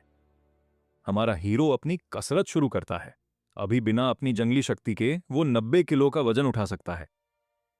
जब वो कसरत कर रहा होता है, पीछे से आह सुनाई देती हैं। साइतामा उससे बात करता है और कहता है कि ये बड़े दुख की बात है। हीरो पूछता है कि आखिर दुख किस बात का है। साइतामा कहता है कि दुख इस बात का है कि तुम्हारे पास पैदाइशी महाशक्तियां नहीं हैं। वो बताता है कि बेस में कई बच्चे इन शक्तियों के साथ पैदा होते हैं, जिससे वो आसानी से ऊंचे रैंक तक पहुंच जाते हैं। हीरो के पास अनुशासन तो है, पर पैदाइशी शक्ति न होने की वजह से एक्सपर्ट्स शायद उसे ऊंचा रैंक न दें।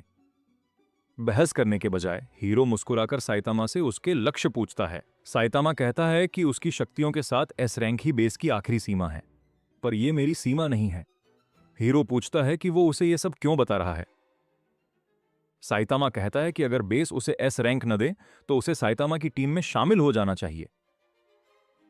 7 साल के बच्चे को लोगों को अपनी टीम में जोड़ते देखना वाकई दिलचस्प है। सीधे मना करने के बजाय हीरो खड़ा होता है और वजन बढ़ाने लगता है। जैसे ही वो वजन जोड़ता है, कुल भार तेजी से बढ़ जाता है। 90 किलो, 110, 130 और आखिर में 150 किलो। साइतामा की शांति गायब हो जाती है और वो हैरान रह जाता है। वजन पूरा करने के बाद हीरो मुस्कुराकर कहता है कि एस रैंक उसकी भी सीमा नहीं है। वो 150 किलो का वजन उठाकर बेहतरीन कसरत करता है। खत्म करने के बाद वो वजन को जोर से नीचे पटकता है। सब सन्न रह जाते हैं और साइतामा बस चुपचाप देखता रह जाता है। साइतामा का चेहरा बहुत गंभीर हो गया है। लगता है वो समझ गया है कि हीरो क्या कहना चाहता है। वो लड़का एक गहरी सांस लेता है और बिना कुछ कहे चला जाता है। अपनी जंगली शक्ति का इस्तेमाल करने के बाद हीरो को एहसास होता है कि उसे सावधान रहना होगा। चोट से बचने के लिए वो कसरत जल्दी रोक देता है। वो अपनी दोस्त पडल्स को हॉस्टल चलने के लिए बुलाता है, पर उनका दूसरा साथी गायब है। उस वक्त साउटी जिम में रॉड पर गोल गोल घूम रहा है। घूमते वक्त उसकी नाक से गंदगी बाहर आ रही है, जिसे वो मजे से पोंछ लेता है। हाँ, यह सुनने में जितना गंदा है, देखने में भी उतना ही है। जल्द ही नया हफ्ता शुरू होता है, जिसमें जंगल में रहने की ट्रेनिंग दी जाती है। हमारा हीरो हमेशा की तरह यह सब बहुत जल्दी सीख लेता है। वो कई नई चीजें सीखता है, पर उसका नया लेवल अभी नहीं खुला। उसे चिंता नहीं है, क्योंकि उसका असली लक्ष्य शरीर को और मजबूत बनाना है। वो फिलहाल सब कुछ कुदरती तौर पर होने देता है और जल्द ही सब कुछ सही हो जाता है। उसका लेवल बढ़ जाता है और उसे 2 नए पॉइंट्स मिलते हैं, जिन्हें वो मानसिक शक्ति में डाल देता है। उसे कई नए इनाम मिलते हैं, बिल्कुल वैसे ही जैसे बचपन में मिले थे। उसे एक नया रूप और एक नया हुनर मिलता है। वो खुशी से अपनी नई दिमागी शक्ति को देखता है, जिसे वो जब चाहे इस्तेमाल कर सकता है। फिर उसे एक खास हुनर मिलता है, जिससे उसके दिमाग और शरीर के बढ़ने की रफ्तार बहुत तेज हो जाती है। अपने नए पैनल को देखकर उसे अपनी कामयाबी पर बहुत गर्व महसूस होता है। वो हिसाब लगाता है कि अगर शारीरिक और मानसिक शक्ति 100 तक पहुंच जाए तो वो महाशक्तिशाली बन जाएगा। ये वाकई एक बड़ा प्लान है। वो 3 साल का होने से पहले ये मुकाम हासिल करना चाहता है। जब बच्चे सब सीख लेते हैं, तो अगले दिन वो अपना सामान और अपनी बिल्ली लेकर बेस की बस में चढ़ जाता है। एक जादुई दरवाजे से गुजरने के बाद उन्हें नीला आसमान, सफेद बादल और 3 सूरज दिखाई देते हैं, जहां बैंगनी घास हवा में लहरा रही है। अब वो एक बड़े मैदान के बीच खड़े हैं। पुराने इंस्ट्रक्टर जैकब उनसे बात करते हैं। वो उन्हें याद दिलाते हैं कि यहां 1 महीने तक रहकर कीमती चीजें ढूंढनी हैं और उन्हें वापस लाना है। अगर किसी को चोट लगी या जान का खतरा हुआ तो इंस्ट्रक्टर बचा लेंगे, लेकिन इसका मतलब होगा कि वो हार गए। अब बच्चे अपनी मर्जी से अकेले या टीम बनाकर जा सकते हैं। नियम समझते ही बच्चे हर तरफ फैल जाते हैं। हमारा हीरो अपनी बेहतरीन शारीरिक शक्ति के साथ तेजी से निकल पड़ता है। अपनी बिल्ली के साथ वो दूर एक जंगल की तरफ बढ़ता है। आधे रास्ते में उसे पीछे से एक जानी पहचानी आवाज रुकने के लिए चिल्लाती हुई सुनाई देती है। लगता है वो इस सफर में अकेला नहीं रहेगा। ट्रेनिंग के दौरान हीरो बहुत आगे निकल गया था, जबकि पडल्स को मामूली औजार चलाने में भी मुश्किल हो रही थी। क्योंकि वो थोड़ी अनाड़ी है, उसने तय किया है कि हीरो के साथ रहना ही उसके बचने का सबसे अच्छा तरीका है। वो उसे हंसते हुए पास आते देखता है। जंगल की तरफ भागते हुए अचानक पडल्स डर के मारे चिल्लाने लगती हैं। इस आवाज से बिल्ली डर जाती हैं और हीरो को लगता है कि उन पर हमला हुआ है।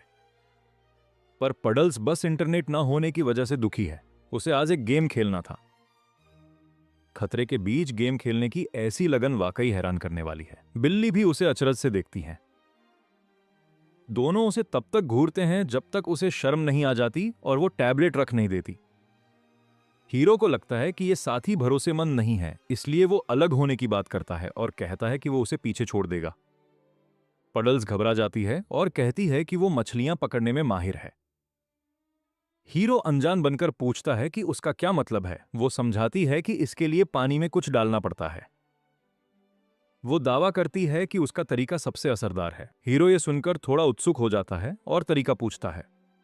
पडल्स मुस्कुराकर कहती है कि जब भी वो पानी में पेशाब करती है, सारी मछलियां पागलों की तरह वहां आ जाती हैं। ये अजीब बात सुनकर हीरो का सिर चकराने लगता है। वो फिर मना करता है और कहता है कि वो एक दूसरे के लिए सही नहीं है। पर पडल्स हार मानने को तैयार नहीं है। वो बताती है कि वो साथ में एक कुत्ता भी लाई है, तभी हीरो देखता है कि एक सुनहरा कुत्ता हांफते हुए पीछे से आ रहा है। ये पानी में बहुत तेज तैरता है। पडल्स कहती है कि उसके भाई ने बताया था कि यहां कोई बड़ा खतरा नहीं है। उसका भाई पिछले साल यहां आया था और उसे रैंक मिला था। हीरो इस बारे में सोचता है। यह समझकर कि पडल्स के पास काम की जानकारी है, वो उसे साथ ले लेता है। अब दोनों घने जंगल की तरफ निकल पड़ते हैं। जंगल में घुसते ही उन्हें एक छोटा जंगली सुअर दिखता है। पडल्स तुरंत चिल्लाकर उसे सावधान करती है। वो कहती है कि ये सुअर बहुत चालाक होते हैं और इन्हें कम नहीं समझना चाहिए। वो उसे पकड़ने की जिद करती है। हीरो पडल्स और कुत्ते को नजर रखने को कहता है और चाकू लेकर पीछे भागता है। कुछ ही देर में सुअर मर जाता है और पडल्स चैन की सांस लेती है। वो बताती है कि ये जानवर सोते हुए हमला करते हैं और बहुत दर्दनाक चोट पहुंचाते हैं। हीरो को लगता है कि ये मांस 2-3 दिन चलेगा। रात होने पर वो आग जलाकर बैठते हैं और पालतू जानवर पहरा देते हैं। जल्द ही वो सो जाते हैं, पर आधी रात को हीरो को कुछ अजीब महसूस होता है। उसके चेहरे पर खुजली होती है और आंख खोलने पर बिल्ली उसे चाट रही होती है। वो समझ जाता है कि कोई उनका मांस चुरा रहा है। हीरो पडल्स को चुप रहने का इशारा करता है और उसे जगाता है। वो उसे सब समझाता है। वो सब दबे पांव उस पेड़ की तरफ जाते हैं जहां मांस टंगा है। उन्हें कोई पेड़ पर चढ़ता हुआ दिखता है। पडल्स पत्थर उठाती हैं, पर हीरो उसे रोकता है। वो अपनी टॉर्च जलाता है। रोशनी में एक छोटी लड़की दिखती है जो बहुत सफाई से पेड़ पर चढ़ रही है। अचानक रोशनी पड़ने पर वो लड़की रुक जाती है और नीचे देखकर अजीब सी मुस्कान देती है। तुमने मुझे ढूंढ लिया, वो बस इतना ही कहती है। डेरे पर वापस आकर पडल्स उस चोर लड़की को गुस्से से घूरती है। लड़की ने भागने की कोशिश की थी, पर पडल्स ने उसे पकड़ लिया। पडल्स पूछती है कि वो उनका खाना क्यों चुरा रही है। लड़की मुस्कुराती रही, जिससे पुडल्स और चिढ़ गई क्योंकि उसके पास अपना कोई मांस नहीं था। लड़की ने शर्म से सिर झुकाकर सच स्वीकार कर लिया। इतना सीधा जवाब सुनकर पुडल्स दंग रह गई। आग की रोशनी में हमारे हीरो ने आखिरकार उस लड़की को पहचान लिया। उसका नाम क्लोई है और वो उन होनहार छात्रों में से है जो हमेशा टॉप 5 में रहते हैं। हमारा हीरो शांति से उसे उसके किए का नुकसान बताता है। उसने उनकी नींद खराब की और उसकी टॉर्च की कीमती बैटरी भी बेकार करवाई। क्लोई सिर हिलाती है और अपनी हथेलियां खोलकर आंखें बंद कर लेती है और उन्हें उसे मारने के लिए कहती है। पुडल्स हैरान होकर पूछती है कि वो ऐसा क्यों करेंगे। क्लोई हैरान दिखती है और कहती है कि चोरी करते पकड़े जाने पर लोग आमतौर पर मार ही खाते हैं, मगर हमारे हीरो का इरादा कुछ और ही है। वो उससे कहता है कि उसे इस नुकसान की भरपाई करनी होगी। वो सुझाव देता है कि वो या तो अपनी कोई कीमती चीज दे दे या फिर अपनी घास से बनी ये चादर दे दे। क्लोई अपनी चादर को और जोर से लपेट लेती है। उसके पास वाकई कोई कीमती चीज नहीं है। वो पूछती है कि क्या जानकारी को भरपाई माना जा सकता है। हमारा हीरो सिर हिलाकर उसे बोलने का इशारा करता है। क्लोई अपना दिन बताने लगती है कि कैसे ग्रुप के अलग होने के बाद वो जंगल में काफी अंदर तक चली गई थी। वहां जंगल के बीचों बीच उसे कुछ मिला। उसे एक गुफा मिली, पर तभी अचानक कुछ ग्लूम भेड़ियों ने उस पर हमला कर दिया। वो तेज पंजों वाले खूंखार जीव थे। घाटी से भागते हुए उसने अपना बैग खो दिया और अनजान रास्तों की वजह से वो पकड़ी ही जाने वाली थी। लेकिन तभी कुछ अजीब हुआ। घाटी की गहराइयों में एक करीब 2 मीटर लंबा साया दिखाई दिया और उसके साथ ही जोरदार गर्जने की आवाज हुई। उसे सुनते ही भेड़िए अपना शिकार छोड़ डर के मारे भाग गए। वहां से बच निकलने के बाद वो थक गई थी और बहुत भूखी भी थी। तभी क्लोई को पेड़ पर लटकता हुआ मांस दिखा और उसने चोरी करने का फैसला किया। ये सुनकर और पुडल्स की बातों को जोड़कर हमारे हीरो को शक होता है कि वो साया कुछ खास है। जैसे ही वो उसकी कहानी परखने की तैयारी करता है, पुडल्स गंभीर होकर आगे आती हैं। वो दावा करती है कि उसके पास क्लोई का झूठ पकड़ने का एक तरीका है। वो लड़की के सामने खड़ी होती है और उसे पूरी कहानी पीछे से सुनाने का आदेश देती है। शुरुआत उस पल से जब उसने मांस चुराने की कोशिश की थी। क्लोई उलझन में है, पर वो मान जाती है और सारी घटनाओं को उल्टे क्रम में सुनाती है। सुनने के बाद पुडल्स हीरो को एक तरफ ले जाती है और धीरे से कहती है कि कहानी शायद सच है। वो समझाती है कि लोग आमतौर पर कहानी सीधी सुनाते हैं और उसे उल्टा बताने में अक्सर जुबान लड़खड़ा जाती है। हमारा हीरो इससे प्रभावित होता है और पुडल्स बताती है कि उसने ये तरकीब अपने पिता से सीखी है। पुडल्स बताती हैं कि एक बार जब उसकी माँ सफर से लौटी तो उन्होंने उससे पूरा दिन उल्टा सुनाने को कहा ताकि वो पढ़ाई का सबूत दे सके। हीरो पूछता है कि फिर क्या हुआ। पुडल्स मानती है कि उसे डांट पड़ी थी। वापस लड़की के पास जाकर वो बोलता है। वो उससे कहता है कि वो जा सकती है, जिस पर वो सिर हिलाती है, पर उसकी नजर बेरी से भरे बर्तन पर ही टिकी रहती है और तभी उसके पेट से जोरदार गुड़गुड़ाहट की आवाज आती है। उसके हालात के बारे में जानकर उसे एहसास होता है कि उसकी लड़ने की काबिलियत शायद पुडल्स से कहीं बेहतर है। उसे लगता है कि वो उस गुफा की जांच के लिए उसका साथ ले सकता है। ये सोचकर वो मुट्ठी भर बेरी उसे देता है और कहता है कि उसकी जानकारी एक वक्त के खाने के लिए काफी थी। क्लोई की आंखें चमक उठती हैं और वो उन्हें फौरन गटक जाती हैं। जाहिर है उतने से उसका पेट नहीं भरा था। मौका देखकर वो उसके सामने साझेदारी का प्रस्ताव रखता है। वो साथ मिलकर गुफा की तलाश करेंगे और उसे आधी बेरी और मांस का एक टुकड़ा मिलेगा। ये ऑफर सुनकर क्लोई हिचकिचाती है। वो बर्तन की ओर देखती है पर खुद पर काबू पाकर धीरे से शुक्रिया कहती हैं और तेजी से अंधेरे जंगल में गायब हो जाती हैं। अगली सुबह हमारा हीरो और पुडल्स उस गुफा को ढूंढने पर सहमत होते हैं।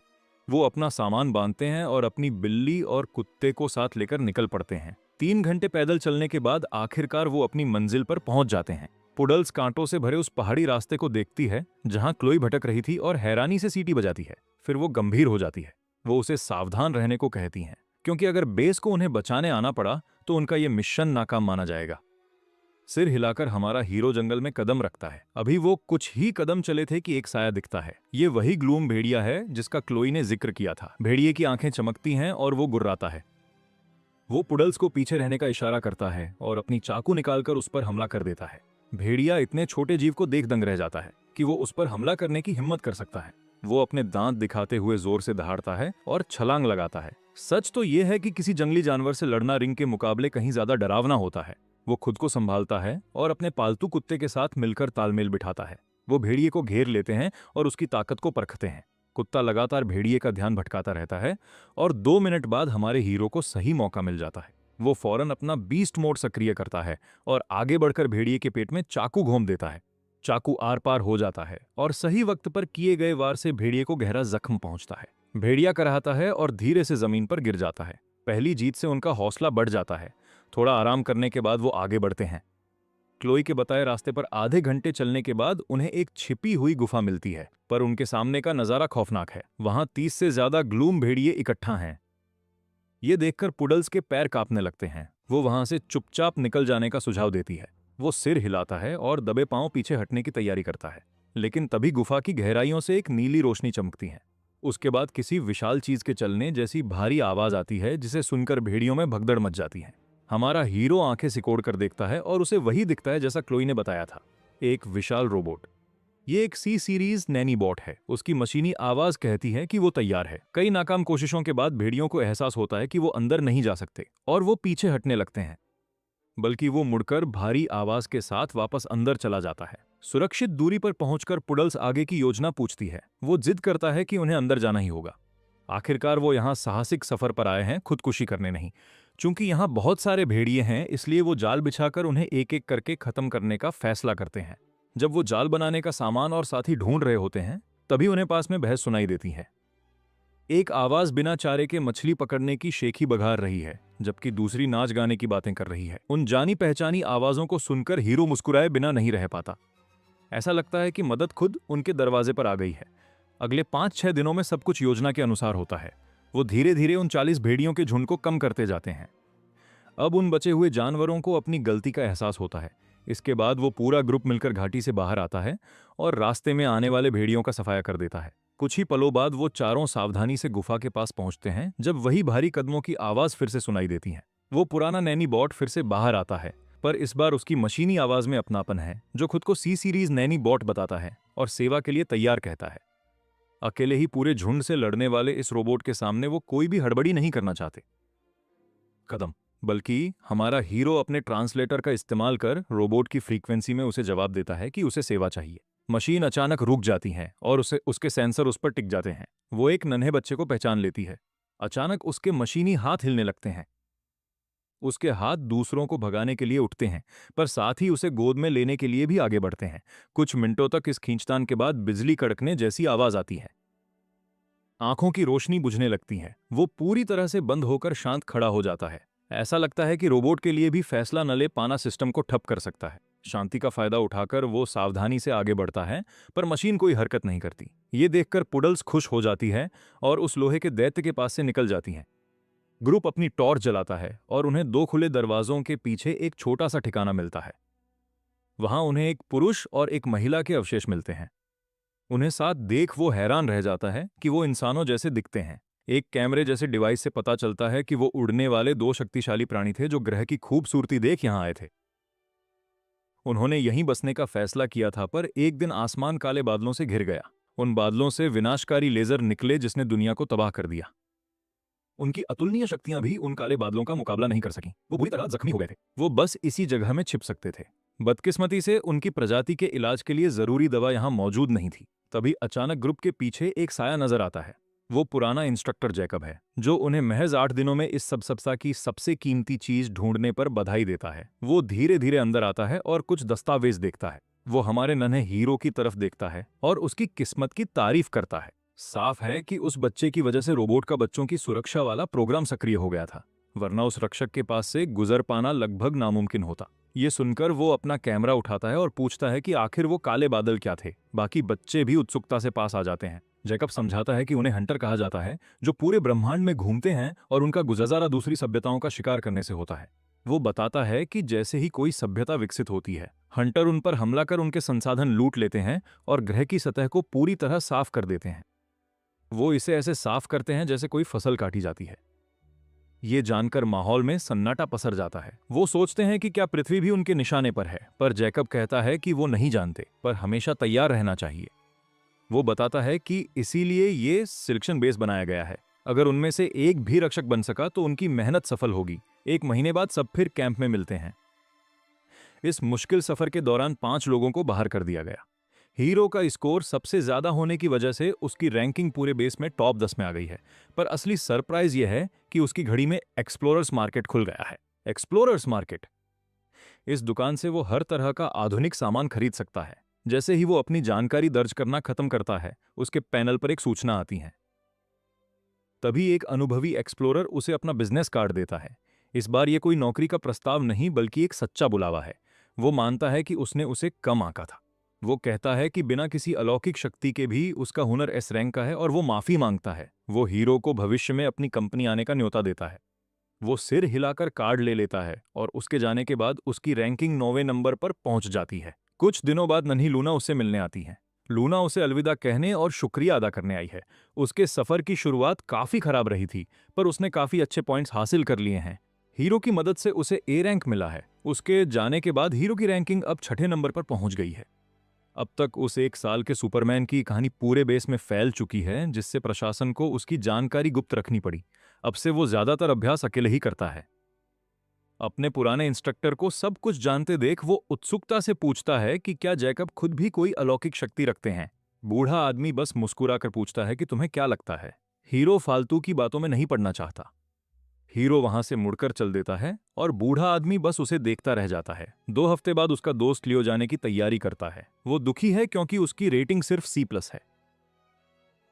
हालांकि लियो भविष्य की ओर देखता है। वो मजाक करता है कि चूंकि वो दिखने में अच्छा है और नाच गा सकता है, इसलिए शायद वो एक सुपरस्टार बन जाए। 1 हफ्ते बाद पुडल्स और स्निफल्स के नतीजे भी आखिरकार आ जाते हैं। पुडल्स को B+ और स्निफल्स को AB मिला है। दोनों ही जीनियस की श्रेणी में आते हैं और उन्हें बेहतरीन सुविधाएं मिलेंगी। दोनों फौरन अपने परिवार के साथ जश्न मनाने के लिए घर जाने की अर्जी देते हैं। उनके जाने से पहले पूरा ग्रुप इकट्ठा होता है। कैंटीन में आखिरी बार खाना खाते हुए पुडल्स और स्निफल्स मजाक में शोक जैसा माहौल बनाते हैं और लियो की खाली कुर्सी को ऐसे देखते हैं जैसे उसने कोई बड़ी कुर्बानी दी हो। स्निफल्स हीरो से कहता है कि अब उसे पक्का S रैंक या A+ ही मिलेगा। वो आगे कहता है कि अगर उसे S रैंक नहीं मिला तो बेस चलाने वाले बिल्कुल बेकार होंगे। पुडल्स हाथ हिलाकर उसे चुप कराती हैं।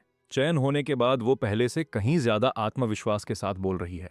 वो मानती है कि भविष्य में उन सबको उसकी मदद की जरूरत पड़ेगी। वो उसे अपना पता और फोन नंबर देते हैं और घर आने को कहते हैं। वहीं दूसरी ओर बेस के मीटिंग रूम में विशेषज्ञों के बीच जबरदस्त बहस चल रही है। पिछले 15 सालों में ऐसा एक भी S रैंक उम्मीदवार नहीं आया जिसके पास कोई शक्ति न हो। एक अधिकारी का तर्क है कि शक्तियों के बिना यहां काफी अनिश्चितता है। वो कुछ सालों में बेहतरीन बन सकता है, पर यह भी हो सकता है कि वो पूरी जिंदगी बस एक औसत स्तर पर ही अटका रह जाए। उसकी बात सुनकर बाकी कई अधिकारी भी हामी भरते हैं। वो सब मिलकर विभाग के प्रमुख की ओर देखते हैं और आखिरी फैसले का इंतजार करते हैं। बूढ़ा आदमी कहता है कि वो जानता है कि वो सब क्या सोच रहे हैं। सालों पहले उन्होंने बड़ी उम्मीदों से S रैंक दिए थे, पर उनमें से कई उम्मीदों पर खरे नहीं उतरे। वो उन पर इल्जाम लगाता है कि वो अपनी जिम्मेदारी से बचने के लिए जरूरत से ज्यादा सतर्क हो रहे हैं। माना कि सावधानी जरूरी है, पर तभी बूढ़े आदमी की आवाज सख्त हो जाती है। वो पूछता है कि क्या वो उन चुनिंदा S रैंक सीट्स को ऊंचे घरानों के बच्चों के लिए बचाना चाहते हैं, ताकि वो उन पर एहसान कर सकें और आम घर के बच्चों के प्रति जरूरत से ज्यादा सख्त रवैया अपना रहे हैं। ये सुनकर उन अधिकारियों के चेहरे पीले पड़ जाते हैं और वो तुरंत सफाई देते हैं कि उनका ऐसा कोई गलत इरादा नहीं है। बुजुर्ग संतुष्ट होकर दोबारा रेटिंग की ओर मुड़ते हैं। वो कहते हैं कि वे सिर्फ साधारण सुपरनैचुरल्स को नहीं बल्कि अपनी सभ्यता की रक्षा के लिए सबसे बेहतरीन योद्धा तैयार कर रहे हैं। उनका दावा है कि उन्होंने 1 साल के बच्चे में वो काबिलियत देखी है। उम्मीदों पर खरा न उतरने का जोखिम तो है, पर वो इस मौके के लिए 10 गुना ज्यादा जोखिम उठाने को तैयार हैं। तभी एक स्टाफ मेंबर वोटिंग शुरू करने का इशारा करता है। क्या कैंडिडेट मार्कस को जीनियस प्रोग्राम के तहत एस रैंक दी जानी चाहिए? सबसे पहले वो बुजुर्ग हाथ उठाते हैं और फिर टेबल के आखिरी छोर पर बैठे डॉक्टर शोएन भी उनका साथ देते हैं। सीनियर लीडर को जोखिम उठाते देख ज्यादातर एक्सपर्ट्स भी पक्ष में वोट देते हैं। इसके तुरंत बाद कॉन्फ्रेंस रूम से आधिकारिक नतीजे बाहर आ जाते हैं। मार्क्स अब नेशनल जीनियस प्रोग्राम का 28वां एस रैंक होल्डर है। डॉक्टर शोएन से खबर सुनकर उसे हैरानी नहीं हुई, पर उसकी मां की खुशी का ठिकाना नहीं था। पिछले कुछ दिनों में उन्होंने जान लिया था कि अलग अलग रैंक्स के बीच सुविधाओं में बड़ा अंतर होता है। अब उनका बेटा एस रैंक है, यानी वो देश की अमानत बन चुका है। एस रैंक का अपना लक्ष्य पाने के बाद वो फैसला करता है कि अब घर लौटने का वक्त आ गया है। तभी डॉक्टर शोएन उसकी घड़ी पर एक कोड भेजते हैं और समझाते हैं कि अब उस पर national gifted children protection act लागू होता है और ये कोड उसका प्रोटेक्शन सीक्वेंस नंबर है। अगर वो कभी मुसीबत में पड़ता है तो उसे बस अधिकारियों को ये नंबर बताना होगा और उसे तुरंत मदद मिल जाएगी। यही नहीं, सुपर नेचुरल गार्डियंस 24 घंटे उसकी करीब से सुरक्षा करेंगे। यह सुनकर मार्कस बार बार सिर हिलाता है। उसे सुरक्षा का ये स्तर काफी पसंद आता है। सच कहें तो ये बहुत अच्छा एहसास है। फिर वो डॉक्टर से पूछता है कि $1 करोड़ की सब्सिडी कब आएगी। डॉक्टर भरोसा दिलाते हैं कि उसका हक कोई नहीं मार सकता और फिर सारा को कागजात सौंप देते हैं। ये सब्सिडी उसे ऑनलाइन मॉल अकाउंट के जरिए मिलेगी, बस उसे रसीदें संभाल कर रखनी होंगी। अब जबकि पैसा और सुरक्षा दोनों तय हो गए हैं तो हमारे हीरो के पास बस एक आखिरी सवाल है। वो बड़ी उम्मीद के साथ पूछता है कि क्या कोई सुपर नेचुरल बीइंग उसका मेंटर बनेगा। इस पर डॉक्टर शोएन के चेहरे के भाव थोड़े अजीब हो जाते हैं। उन्हें याद आता है कि एक सीनियर ने सारे नियम कायदे ताक पर रख दिए ताकि वो खुद मेंटर बन सके। मुस्कुराते हुए डॉक्टर कहते हैं कि फैसला लगभग हो चुका है और उसे जल्द ही खबर मिल जाएगी।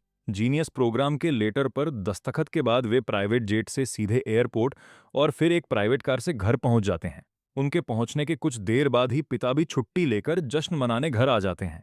वो गर्व से फूले नहीं समा रहे और उन्हें यकीन है कि उनका बेटा कुछ भी कर सकता है, इसलिए वो जश्न के लिए बियर मंगवाते हैं। शाम 5 बजे उसके पिता उसकी बहन क्लोई को स्कूल से लेने जाते हैं। तभी दरवाजा खुलता है और गंदी यूनिफॉर्म में एक लड़की अंदर आती है। वो सीधा मार्कस के पास जाकर उसे फ्रिज से पानी लाकर देती है। डिनर पर क्लोई बड़े प्यार से उसके बाउल में चिकन लेग रखती है और ट्रेनिंग के बाद उसे तौलिया और पानी देकर उसके कंधे भी सहलाती है। मार्कस संतुष्ट होकर आंखें सिकोड़ता है और अपनी इस ऊंची इज्जत का मजा लेता है। आखिरकार क्लोई का सब्र जवाब दे देता है और वो घड़ी के बारे में पूछती है। इससे पहले कि वो गुस्से में डायनासोर बने, मार्कस उसे ऐप पर घड़ी की ट्रैकिंग दिखा देता है। एक्सप्लोरर सीरीज को देखते ही क्लोई की आंखें चमक उठती हैं, क्योंकि ये सबसे महंगा और लिमिटेड एडिशन मॉडल है। अगले 2 दिन वो उसका इतना ख्याल रखती है कि सारा को भी हंसी आ जाती है। उस लड़की ने कभी अपने माता पिता की भी इतनी सेवा नहीं की थी, हालांकि भाई के प्रति उसका ये प्यार घड़ी आते ही खत्म हो जाता है। लेकिन मार्कस ये कहकर बाजी पलट देता है कि अब से घर के राशन का सारा खर्चा उसके अकाउंट से जाएगा। फिलहाल उसके एस रैंक होने की खबर बस कुछ बड़े अधिकारियों को ही है। शहर के मेयर भी उससे मिलने आते हैं और जब वो जरूरत पूछते हैं तो मार्कस अपने माता पिता और क्लोई के लिए प्राइवेट ट्रांसपोर्ट की मांग करता है और साथ ही एक सुरक्षित सरकारी कंपाउंड में एक बड़ा अपार्टमेंट भी मांगता है। उसके माता पिता हैरान रह जाते हैं, क्योंकि उन्हें अब एहसास हुआ है कि उनकी जिंदगी हमेशा के लिए बदल गई है। घर शिफ्ट करते वक्त भी मार्कस अपनी रोजाना की ट्रेनिंग जारी रखता है और अपने मेंटर के नाम का इंतजार करता है। हैरानी की बात है कि इसमें पूरे 1 महीने का वक्त लग जाता है, जिससे पता चलता है कि सीनियर प्रोफेसर जैकब ने ये जिम्मेदारी ली है। यानी बेस वाला वो बुजुर्ग वाकई एक सुपरनैचुरल बीइंग है। मार्कस की घड़ी बजती है और जैकब की आवाज आती है, जो पूछते हैं कि क्या वो हैरान है। फिर वो अपने छात्र को एक छोटा सा लक्ष्य देते हैं। वो चाहते हैं कि मार्कस 4 साल में एलिट रैंक पाले। कामयाब होने पर बड़ा सरप्राइज मिलेगा और फेल होने पर वे खुद आकर उसे डांटेंगे। मार्कस का होंठ फड़कता है। उसे लगता है कि बुजुर्ग अपनी बात को लेकर गंभीर हैं, हालांकि उसके लिए यह लक्ष्य पाना कोई बड़ी बात नहीं है। जैकब कहते हैं कि स्कूल की बात एलिट रैंक पाने के बाद होगी और फिलहाल उसे बस ट्रेनिंग शेड्यूल पर ध्यान देना चाहिए। मेंटर मिलने से चीजें आसान हो गई हैं और मार्कस अच्छे मूड में फोन रख देता है। इस दौरान क्लोई हर शाम उसकी ट्रेनिंग पार्टनर बनती है। बेस जाने से पहले उसे उसे हराने के लिए बहुत मेहनत करनी पड़ती थी, पर अब वे बराबर के हैं, जिससे क्लोई बड़बड़ाती है कि उसका भाई कोई अजूबा है। कुछ दिनों बाद जैकब का फोन आता है कि ट्रेनिंग की जगह और कोच तैयार हैं। मार्कस के पास पूरी फैसिलिटी होगी जहां उसे उपकरणों के लिए इंतजार नहीं करना होगा, और ये सब घर से महज 30 मिनट की दूरी पर है। जैकब की भेजी हुई कोच जल्द ही आ जाती है, जिसका नाम टिफनी है। मार्कस अपना बारबेल वापस रैक पर रखता है और उसे नमस्ते करने दौड़ पड़ता है। टिफनी मानसिक रूप से तैयार थी, फिर भी 100 किलो का बारबेल देखकर उसकी आंखें फटी रह जाती हैं। मार्कस को कोई एतराज नहीं होता और वे तुरंत ट्रेनिंग प्लान फाइनल कर लेते हैं।